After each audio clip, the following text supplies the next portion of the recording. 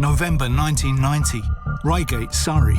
Like a scene from a movie, gunmen ambush a Securicorps van carrying large amounts of money. But the police are one step ahead and about to crack the biggest South London crime family since the Richardsons. In the 20s, a different family was controlling the streets of South London. One of them, the so-called Queen, Alice Diamond, was about to lose control and bring about her downfall. Her gang of 40 thieves was the biggest shoplifting network Britain had ever seen. In this programme, we're going to be looking at two gangs, both from different eras, but both fighting over the same piece of South London turf. We'll be looking at one of the oldest and longest running gangs of all time to see why they were so successful. And what happened to that same South London turf after the 60s, and how the gangs there have remained in competition ever since.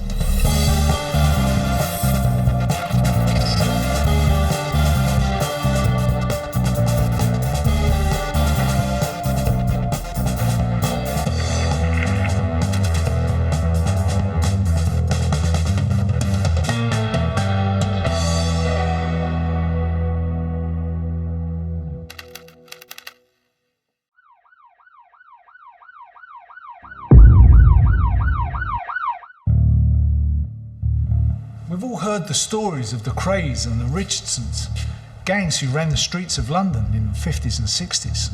But who came next? Who filled the void? One gang who came to prominence was certain members of a Turkish Cypriot family from South East London. They were four brothers, Bakir, Mehmet, Dennis and Dogan, known as the Kings of the Old Kent Road, and their name, the Arifs. I'm meeting up with crime writer and historian Wensley Clarkson. I want to find out who the Arifs took over from in South London.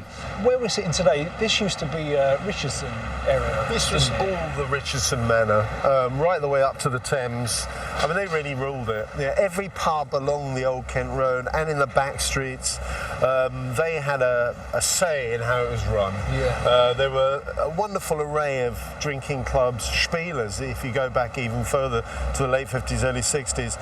And the Richardsons used that network of pubs to gain a lot of power in the area, and that was the key to the power when it came to families, especially in the 60s.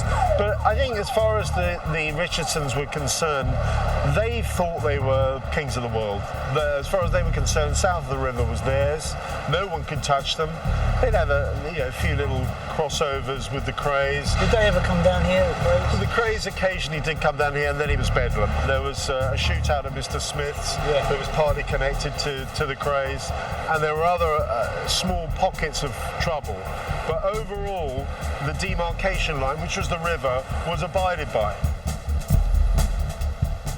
The Krays were up here in North London, the Richardsons down here in the south. And when they'd gone, we have the Arifs. After the Richardsons were in prison, there was a void. There were no immediate successors. The Richardsons weren't old enough to have children who were adults. Other families held back for whatever reason, I don't know.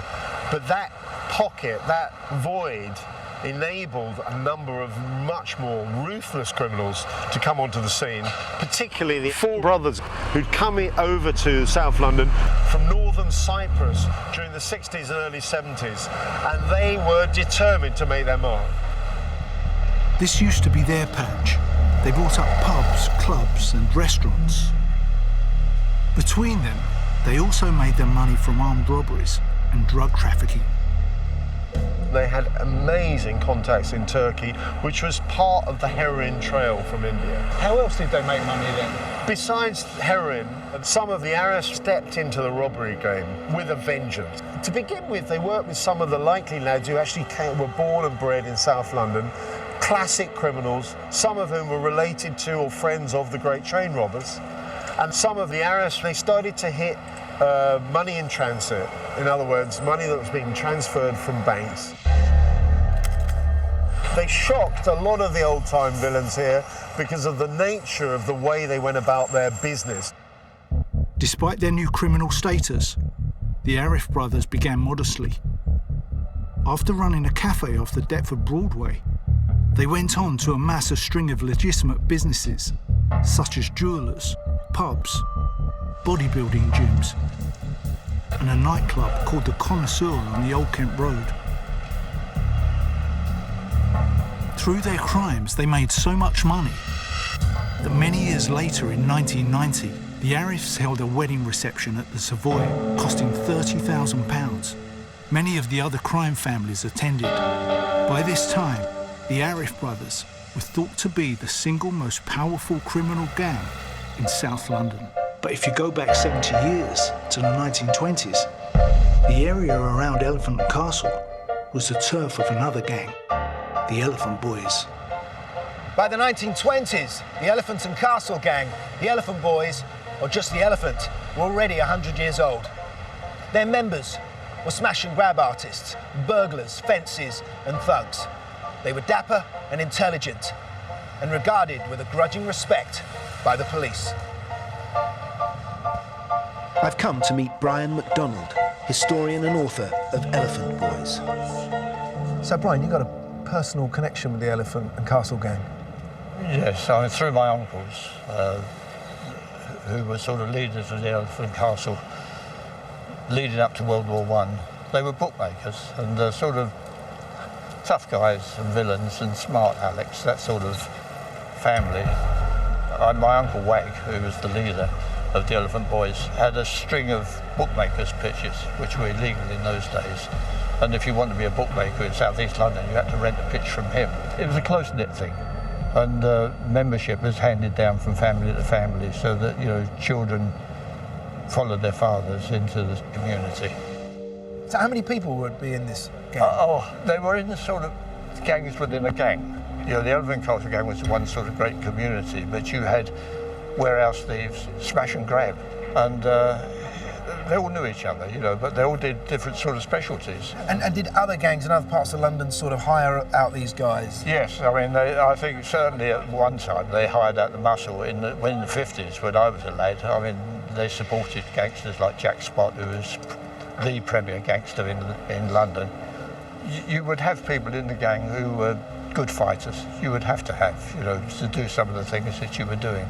George Cornish, who was a detective at the time, said of the Elephant and Castle gang that they were smart, well-dressed, well-educated, aristocrats of crime. Really? But there was another branch of the Elephant gang, comprised of wives, daughters, and girlfriends. An entire girl gang known as the 40 Thieves. This girl gang within the Elephant and Castle gang, how did that come about? They would first, in the early stages, they would carry burglars' tools for the men, you know, because if a man got caught, he didn't want to have these things found on him, so the girls would do that. They were also pickpockets, I think, some of them. I think it was with the early movies that come out and the Flapper Society and watching films in the 1910s, 1920s of America and things like that. They want to be like it. And what do you get if you haven't got much money? You go out and you steal. So they would target West End shops and other shopping centres, and they would dress themselves up in these wonderful clothes. But one of the 40 Thieves gained a formidable reputation. She was racy, she was stylish, and she was tough. Her name was Alice Diamond. Born in Southwark in 1886, Alice was the daughter of criminals. Her father had once pushed the head of the Lord Mayor's son through a plate glass window. By the age of 17, Alice had a criminal record for stealing from a hat shop in Oxford Street. Alice Diamond was born in Lambeth Workhouse Infirmary. When you read the history of it, it's more like a mortuary, the way they describe it, with stone cold tables and things like that. So she didn't come into the world in the most pleasant circumstances. Right. And sometime during World War I, she was arrested for using another girl's card in a munitions factory. So she went in under a false identity. Why would she do that? Well, I would think probably to get explosives, because at this time the process of blowing up safes was growing in London. It was something that had been introduced from America. American gangsters coming over here said, well, you're still opening safes with a tin opener sort of thing. No, this is what we use, Jellicolite, you know. So what kind of woman was Alice Diamond to become the queen of this bunch? Well, I think principally she must have been a good organiser. Right. She would There were thieves before, but when she came on the scene, she organised them into cells. So that there was 4 or 5 girls to a cell. They would target one shop, or they would hit the high street with 3 or 4 shops at a time. Detective Cornish described them as the cleverest of thieves. He said that there was nothing like them at all, you know, and they could walk into a shop and they could literally strip it. And Alice and her elephants were every bit as tough as the men. They said her punch was as strong as a man's, and the diamond rings covering her fingers caused maximum damage. Under Alice Diamond's reign, the gang prospered. She masterminded the largest shoplifting operation ever seen in this country. But it wouldn't be robbery that would be her downfall. By the late 80s, the 4 Arif brothers, Bakir, Mehmet, Dennis and Dogan, were the #1 crime family in South London. They had enough money to indulge any passion. They could relax and enjoy the lifestyles of millionaires.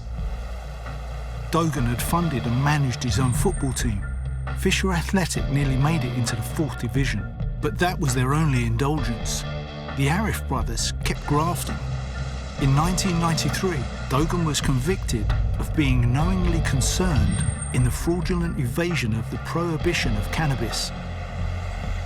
The smuggling operation involved the shipment of 2.5 tons of cannabis with a street value in the United Kingdom of some £8.5 million.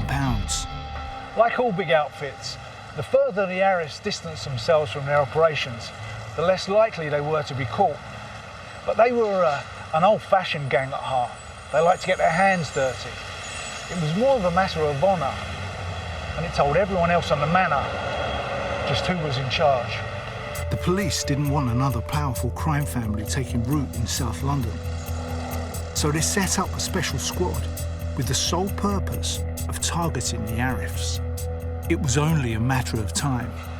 In the 80s, the Arifs were kings. They were running everything. They seemed to be getting away with everything. Even when they got nicked, they got off. Yeah, they really were becoming legendary figures. But then in late 1990, everything started to unravel. They decided to hold up a security van in Reigate in Surrey. What they didn't realise was that one of their associates had tipped off the police, who in fact encouraged the entire robbery to still go ahead. On the 27th of November, 2 of the gang set off. They tracked the Securicorps van on its way to Reigate. The van was carrying large amounts of money to branches of Barclays Bank. Mehmet and Dennis Arif were on the job themselves, along with Dennis's brother-in-law and a hardened armed robber called Kenny Baker. They all tooled up with an assortment of guns. But unknown to them, the police were all on red alert. The Securicorps van had become the bait, and the Arifs the catch. In the centre of Reigate, the Securicorps van pulled over and came to a halt. The security van has stopped. The man and woman security guard have got out to go and get a coffee, and the Arifs and their friends swoop, and they swoop with a vengeance.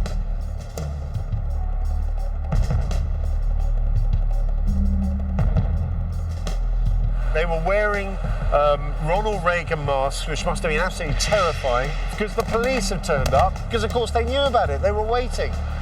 They were there planning to nick them all. This was in commuter belt town south of London.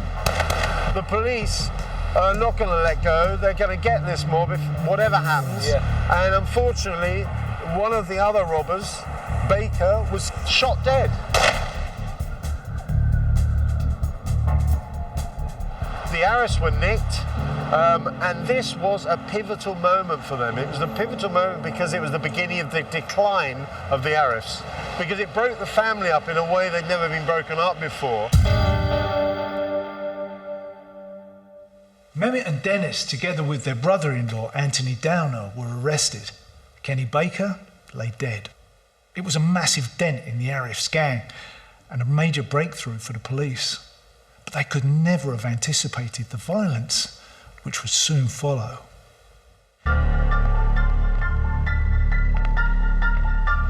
Alice Diamond was no stranger to violence. Standing at 5'8", she was tall for the 1920s, and her diamond-studded fist could punch harder than a man's. Her all-girl gang, the 40 Thieves, were the most successful shoplifting operation ever.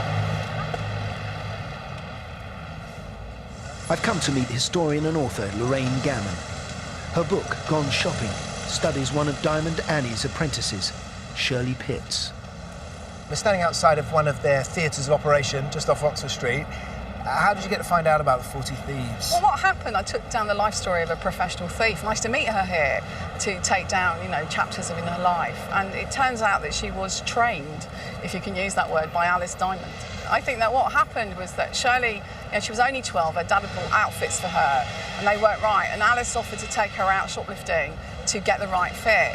And Shirley was just so impressed. Evidently, she was a very striking woman. She had big fur coats, big hair, big makeup. And after the war... This is Alice. This is Alice, about 1947. Things were very dull. So I think Shirley was, thrilled to be taken out by Alice and taught the trade.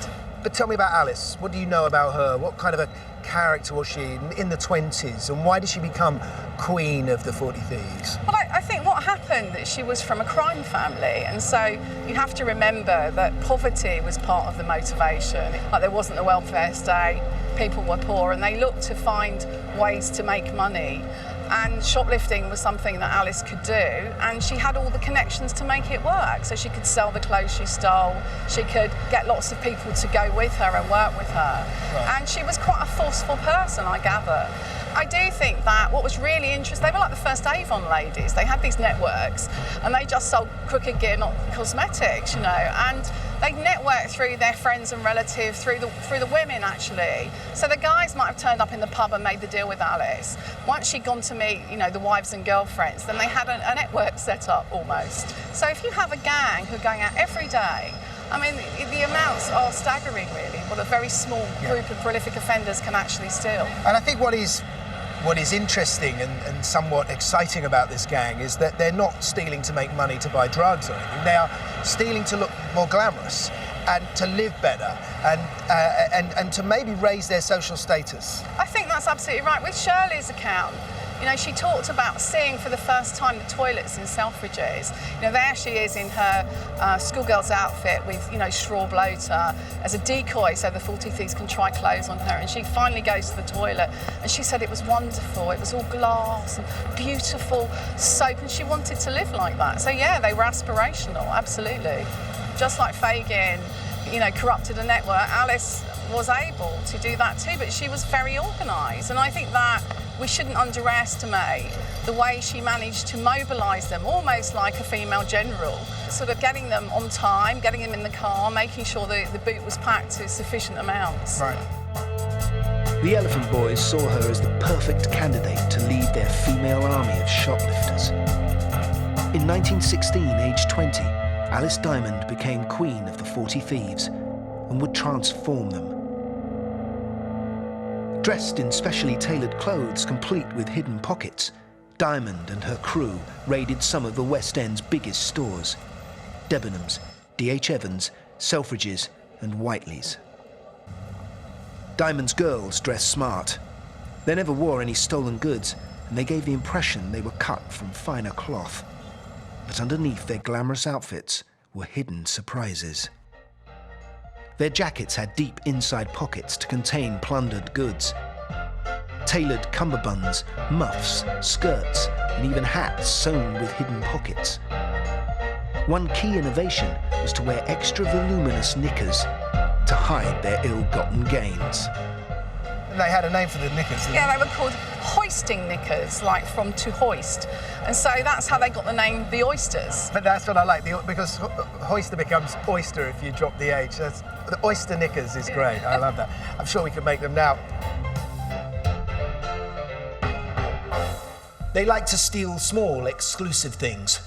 Then there was lingerie, silk, designer clothes, furs, leather goods. It all just vanished.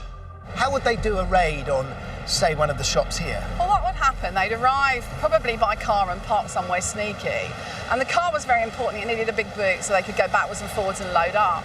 And they would all carry identical type bags and gradually go in the shops one by one. The first two would start loading the gear. the next person to come in would swap the bag and take the others out. And so there's only one chance of one person being arrested, while the others gradually moved around them, and sometimes they'd create a distraction, so they'd pretend to faint or if they were taken ill, and then cause a big havoc in the store, and so people were looking at the wrong thing. But actually, a lot of the technique was about rolling the stuff very small and packing it in. And you have to remember, nowadays we have very different types of technology. We have CCTV, we have all sorts of detection networks. Then it was a free-for-all. And so the women were very good at, in smaller places, crowding the play. So if it was the bag section of Selfridges, if you've got 14 people in there and only 2 are stealing, that's quite a nice distraction. That's why they were called the 40 Thieves, because there was a lot of them. But it wasn't robbery that would be Alice's downfall. In 1925, she took a gang to carry out a brutal attack on a male gang member she'd fallen out with. And this time, events would overtake her. 27th of November 1990, a gang, including Dennis and Mehmet Arif, had ambushed a Securicore van that had pulled up on a garage forecourt in Reigate, Surrey. But the police had ambushed them, arresting 3 of the gang and leaving one of them, Kenny Baker, dead. Mehmet Arif pleaded guilty. Dennis and Mehmet were jailed for many years. The Arifs looked weakened, but then fractions between other rival gangs, the Brindles and the Dailies, and involving another member of the Arif family, began.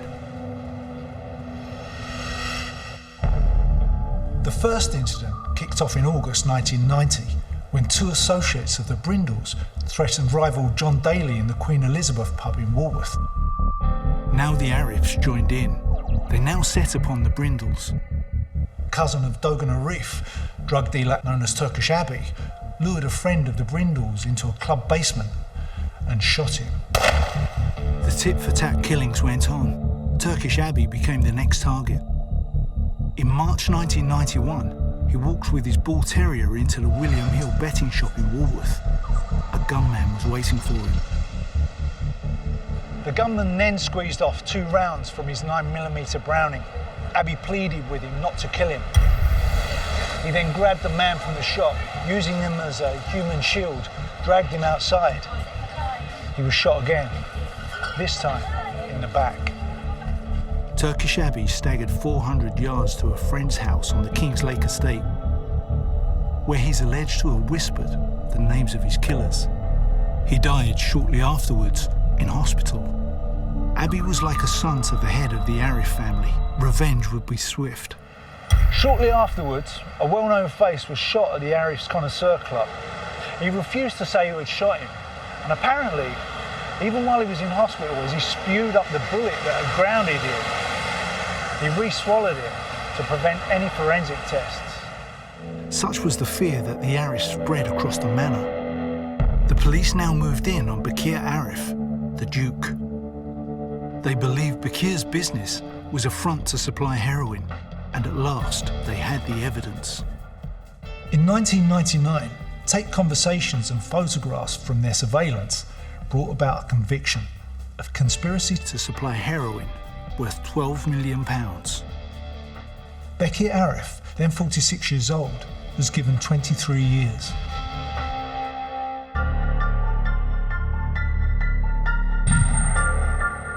The downfall of Alice Diamond and her 40 Thieves was also coming.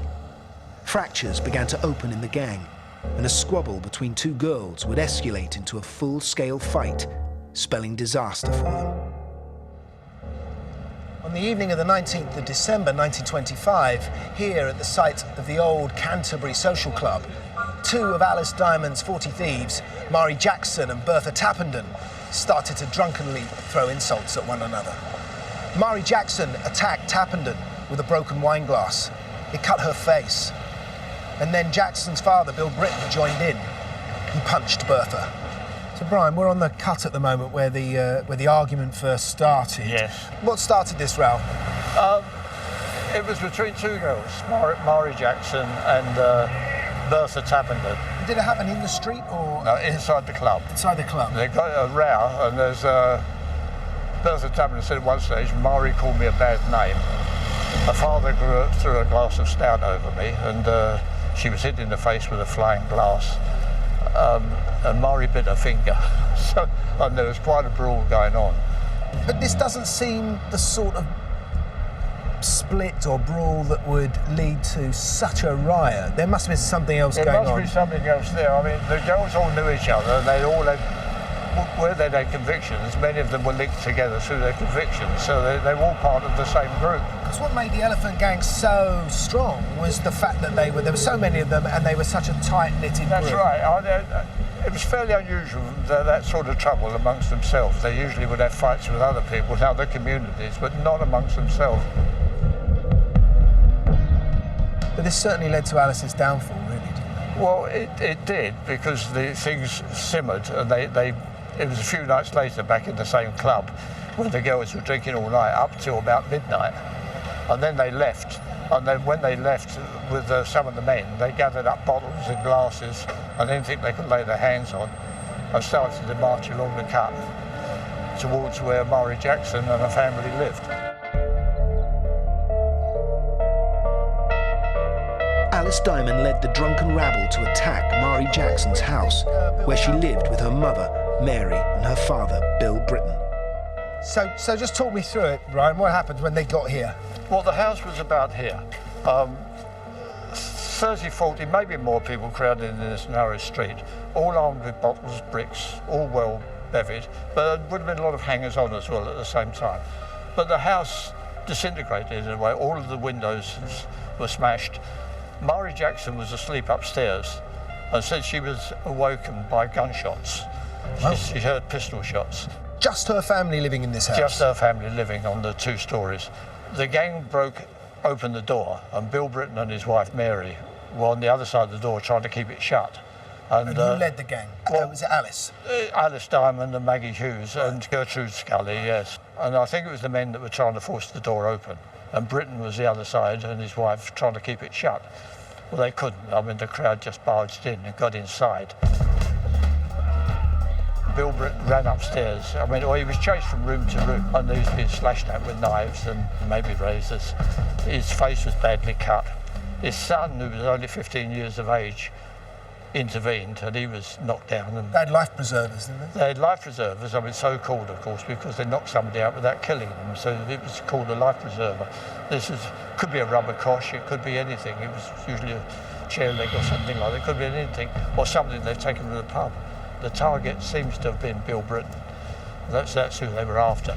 Mari tried to rescue her father, one of the men, which was George Hughes, who was the brother-in-law of Maggie Hughes, had a gun, and he pointed it in her face and she collapsed. How did it come to an end? Well, the police were beginning to arrive. Bill Britton apparently had come out of the house or been led out of the house. His face was a mass of blood.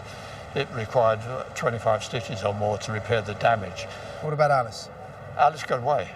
They all got away, but Mari Jackson gave names of people who were involved to the police. And was there a sense with this that the 40 thieves had been brought down? Yes, I mean, the police believed that they had cracked the gang at that time.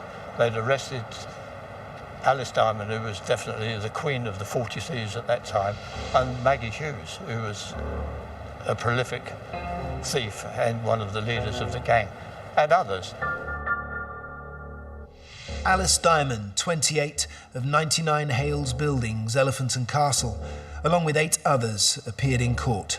The prosecution stated that only the intervention of the police prevented the 9 accused from being charged with murder. The future of the 40 thieves now hung in the balance. By the year 2000, 3 of the Arif gang were in jail. Bakir the Duke for 23 years for trying to flood the streets with heroin. Mehmet and Dennis only halfway through their sentences for the security van raid in 1990. But even inside Parkhurst, the Arif brothers still wielded their power. So we've got Dennis and Mehmet both went to Parkhurst, and also Duggan was put away. What was life like for them in there? Well, Dennis and Mehmet, when they got to Parkhurst, a new world opened up for them in a sense. They were treated with great trepidation initially, and of course in Parkhurst were some of the real criminal legends of that time, including the great train robbers, and later the Brinksmat robbers, etc. And they were running everything through a combination of the fear factor and money, because one mustn't forget the Arifs had a lot of money. You know, most of the money that they stole was never recovered, and it was being reinvested all the time. So they used all of their resources, and they took it inside prison. One of the fallacies of prison is that for some reason you can't get hold of your money. Of course you can get hold of your money, or people can be paid outside on your behalf for services you obtain or render inside prison. And both the Arifs who were in Parkhurst were revelling in this. I'm not saying that any of these staff members at Parkhurst were doing anything wrong, but the power and influence of the Arifs spread its tentacles across the whole block and probably throughout the whole of Parkhurst. Everyone knew they had money. They'd reinvested a lot of the money they got from drugs and robbery into legitimate businesses. So they were wealthy. And when people know you got money in prison, you can get what you want. Alice Diamond and some of her elephants would soon have their own taste of prison. In court, they all pleaded not guilty. Alice Diamond claimed she was with her married sister all day on the night in question. Her father supported her alibi. But Alice and many of the 40 thieves were sentenced to 18 months in prison with hard labour. We know what happened to Alice. We know how, after the riot, that she was in prison for a while, but then she came back out and continued with the 40 thieves. What happened to really break that network up? Well, I think that, after the post-war period, there were different opportunities, and the sort of bombed housing situation meant lots of people moved away. And I suppose the criminal networks continued, but they weren't all located in the same place, because most of them wanted better bathrooms and wanted to go to the new housings that would offer in different places. After the Second World War, with its most notorious members either dead or imprisoned, the influence of the elephants and the 40 thieves was wearing thin. Security in department stores had been improved, shoplifting became riskier, gentrification saw an end to the gangsters' stomping grounds. Remaining gang members moved out to the suburbs. It was the end of an era. But another would soon begin. A new age of gangs was just around the corner. Alice Diamond passed on her skills to create the next generation of thieves. Alice Diamond tutored Shirley Pitts, the up-and-coming future queen of the 40 Thieves, who was the queen in the 1950s. Shirley Pitts? Shirley Pitts, who was a descendant from the Pitts family, who were one of the sort of gangs involved around the Elephant Castle. What happened to Alice? Alice died in about 1952. Respectively? Yes, she died in Lambeth, but according to one of her family, she'd lost the use of both arms. Her sister died from multiple sclerosis. I don't know if that runs in families, but it's quite possible that Alice had that at that time. What a thing for a shoplifter to lose. It's ironic, yeah. Yeah. So although Alice Diamond had gone, her skills lived on, with the new leader of the gang, Shirley Pitts. She started off by playing the part of an innocent schoolgirl. They told her not to speak, but they get her in a perfect, private schoolgirl's uniform with straw bloater. And the point was to march her around and pretend to try on dresses against her. And as they put the hanger against her, that concealed their hands. And they were loading the bag up, and they would be teasing her and cajoling her to wear these things. So I imagine that they had voices they could use. These are great actresses. Oh, absolutely, and Shirley always could do the mavin. And she described Alice as having plenty of guyver. Do you know that phrase? No. Well, guyver is about having a lot of front and being very plucky, being sort of not scared. And she loved that they had the guyver, and I think she emulated that in her own career. When Shirley died, because things had moved on, she was buried in a frock that they'd stolen from Harrods, and the flowers on the side of the hearse that went past had gone shopping. That's priceless.